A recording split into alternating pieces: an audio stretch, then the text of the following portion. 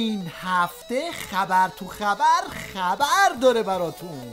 از تیغ ضرب العجل اتمی رو گردن ولایت و بالا گرفتن شاخبازی بین جماعت دلواپس و دلارام. حالا دیگه کار نوچه های عظما به اونجا رسیده که تو جشنواره های طنزشون هم به ریش شیخ فری و جونورای باندش میخندن. منم تقی پسر رقیه بیگم، آقای روحانی سلام علیکم. سلام رئیس جمهور خوب و دلسوز، حلال مشکلات ما تو 100 روز. تحریم به جان شعرم افتاد، فعلان فع فاعلات هاترین اشتون. لبخند زند همیشه آقای ظریف، اخمی نکند برات هاترین اشتون. حضور سرزده بازرسان آژانس بین‌المللی انرژی اتمی وسط برنامه یکی از اتفاقات مراسم بود. آقا نگردید مسئولینو. آقای مسئولینو نگردید. Very good. Take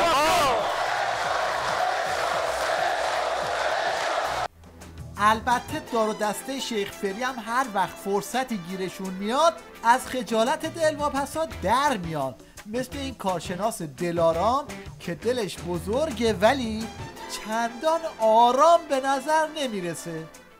گاهن گروه هایی هستن که از حد انصاف خارج میشن. یک روزی میان اعلام میکنن که باید غنی سازی رو برسونیم به 60%. یه روزی میان اتهامات مختلف برای تیم مذاکره کننده که زحمت میکشه اونها رو به عنوان جریان غرب زده که میخواد مملکت رو به وابستگی بکشونه و انقلاب اسلامی رو به ذبح قربانگاه ببره و ذبح بکنه مطرح میکنن. انسانهای جاسوس جلوه میدن، به عنوان قرارداد ترکمانچه از ایشان نام میبرن.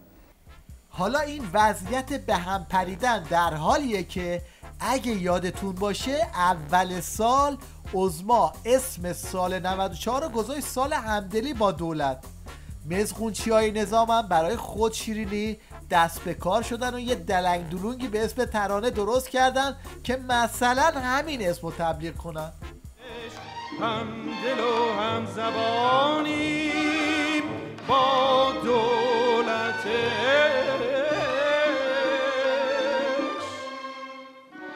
این هم یه فیلم مخفی از مجلس وحوش که توش همدلی و همزبانی با دولت شیخ فری به خوبی دیده میشه.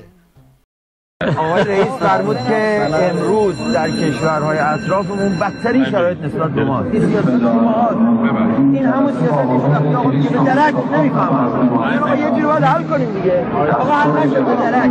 حالا بفهم. ولی بدون آقای ظریف اگر این وحدتی که تو کشور هست با این کارهای شما به هم بریزه اول که من دارم وحدت به هم. یعنی هنوز اونایی که من دارم وحدت به هم یا اونی که به من میگه خائن. اون کسی که به شما میگه من با مذاکره زیر سایه تهدید موافق نیستم. یک کلمه بگه اون نرو میگه خائن. اون میگه من از زبان اون میام. بدانید اگر زبان اون حرف بزنید اون خودش زبان برای این نظام حق نداره. اگه داعش من اول کسی که زبان میخوره تو همدلی تو شورای شهر تهران هم بیداد میکنه. چند صحنه با هم ببینید. اینجا رئیس کیه؟ شما بفرمایید رئیس این شورا کیه؟ این همچنان داری ادامه میدی آقا بحث دیگه. ما همچنان به جلسه شورای شهر خوش اومدیم. چیه چند روزی عصبانی هست. منتها انگار بعد موقع اومدیم. دیگه من میخوام سخنرانی کنم. توضیح دادم. هیئت امنه یه چیز دیگه است. شورای یه چیز دیگه است. دوستان میگن تذکر دارم بعد برمیگردن. آقا کوتاه بیاین. آقای سالاری، آقای تقی‌پور، آقای فقط این وسط عاشق ریاکشن قوی ترین مرد جهانم.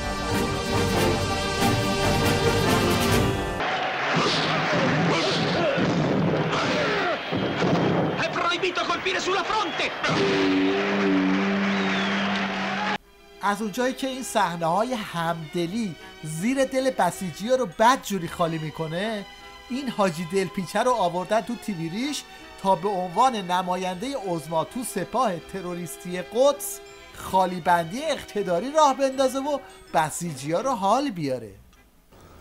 دشمنان ما سلاح هسته‌ای دارند، ما نه داریم نه میخواهیم بسازیم، اصلا به سمت سلاح هسته‌ای حرکت نمی‌کنیم.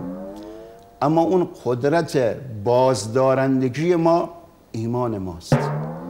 هر چقدر علیه این ملت وارد جنگ بشوند، اون حالت جنگ ارتباط معنوی انسانها بیشتر می شود، نماز شب بیشتر می شود. ما در دوران جنگ مثلا می گفتیم این شخص ارتباطش با خدا قوی‌تر است، بهتر جریان می کند، نماز شب می خواند، نمی ترسد، پس این شخص شهید می شود.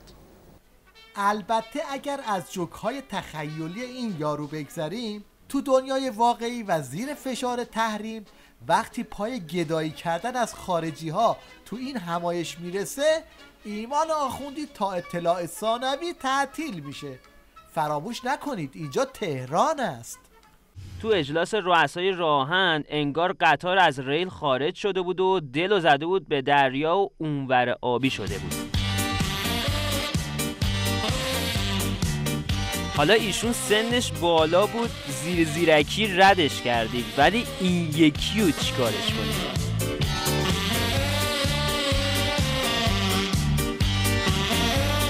اما یوهو اومدن گفتن بودو وزیر داره میاد. زشته، آقای وزیر نامحرمه.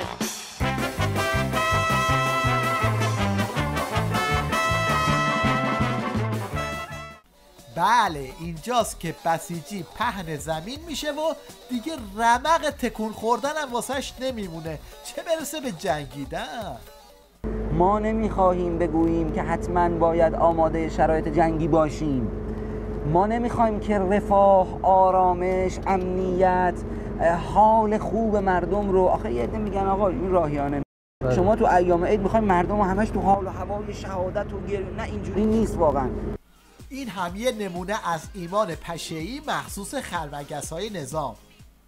یه شب یه مداح آوردن، یک جوانی تقریبا 17-18 ساله، آقا این مداح اومد شروع کرد مداح کردن، ما شور گرفتیم، خیلی خوب میخوند، باورتون نمیشه.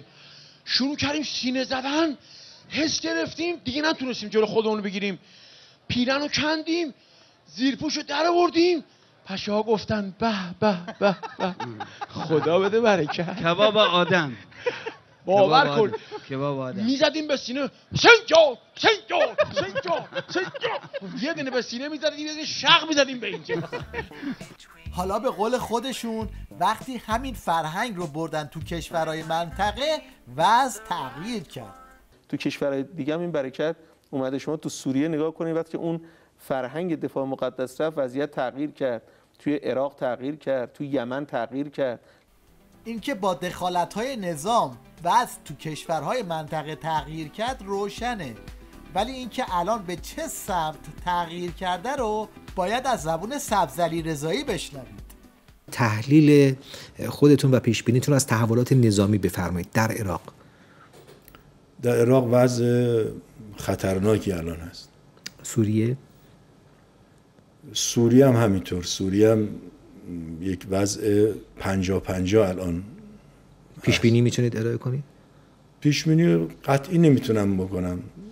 حالا یه تنفس کوتاه با تماشای شیرینکاری یه ژیمناست روفور، یعنی یه قلم نیروی جاذبه رو گذاشته تو جیب بغلش.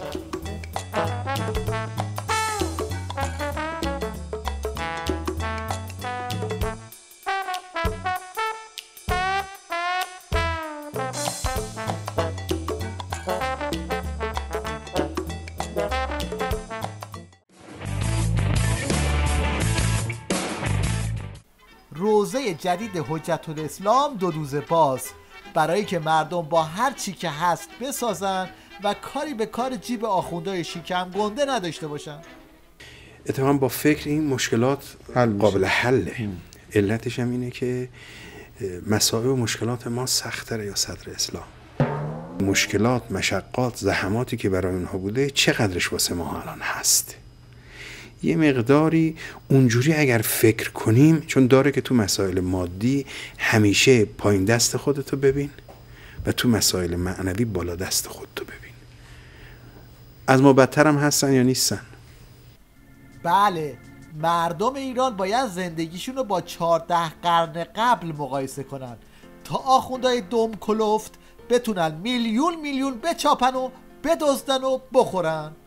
تذکر به وزیر محترم نفت، ایشان ماهیانه حدود 100 میلیون تومان به مدیر شرکت نیکو در سوئیس میده و این در حالی است که ایشون یعنی آقای رئیس شرکت نیکو از 12 ماه حدود 14 ماهش در ایران به سر میبرد. حقوق و پاداش 100 میلیون تومانی در ماه یعنی حرکت به سمت اشرافیگری. ظاهرا سر این حاجی لکلک بی کلاه مونده و هنوز سهمشو به طور کامل از بخورا دریافت نکرده. واسه همینم است که میخواد با غرغر کردن به رقبا هشدار بده. مردم، بینندگان عزیز، لقمه‌های حروم سر سفره کار دست ما میده. این رانت‌ها، این رشوه‌ها، این اختلاس‌ها، خوشحال نباشن اونایی که پیچوندن سیستم بانکی رو، یه پولی رو هپو کردن بردن، پدرشون رو در میارن. نه اینکه قوه قضاییه، نمیدونم، شاید قوه قضاییه زورش نرسه، شاید واقعا قانون خلاهایی داشته باشه. بله، از اونجایی که تو نظام ولایت قوه قضاییه زورش به کسی نمیرسه، همه جونورای حکومتی رفتن تو کار دزدی و هرچی دستشون برسه بالا میکشن.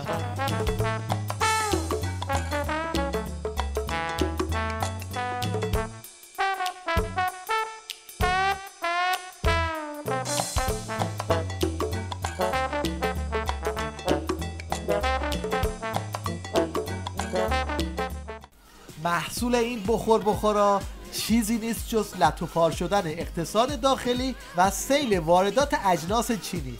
یعنی دیگه کار به جایی رسیده که این اجناس چینی به سوژه جوک‌های خودشون هم تبدیل شده.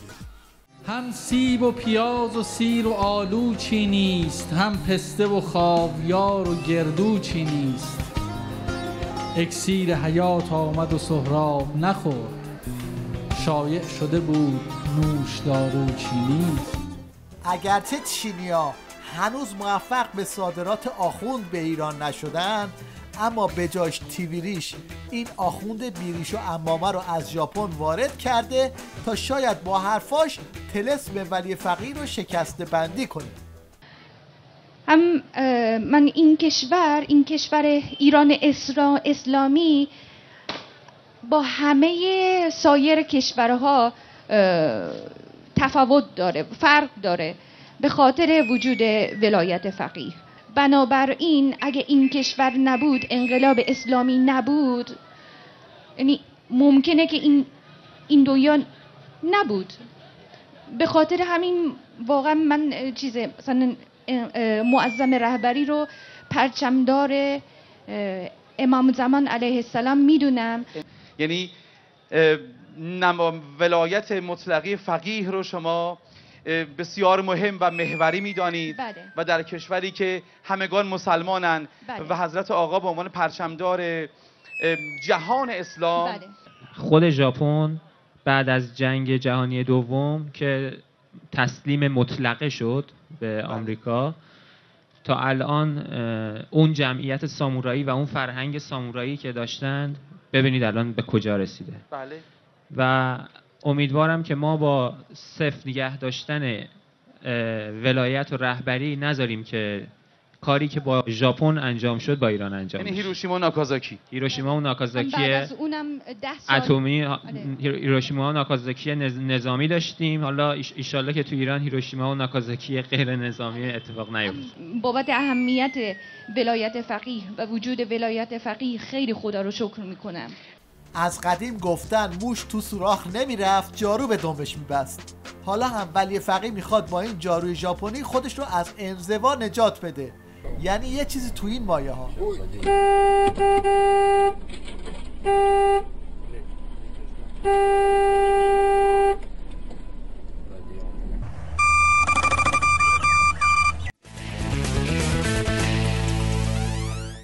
در پایان توجه شما رو به سکانسی از یک برنامه دوربین مخفی جلب می‌کنیم.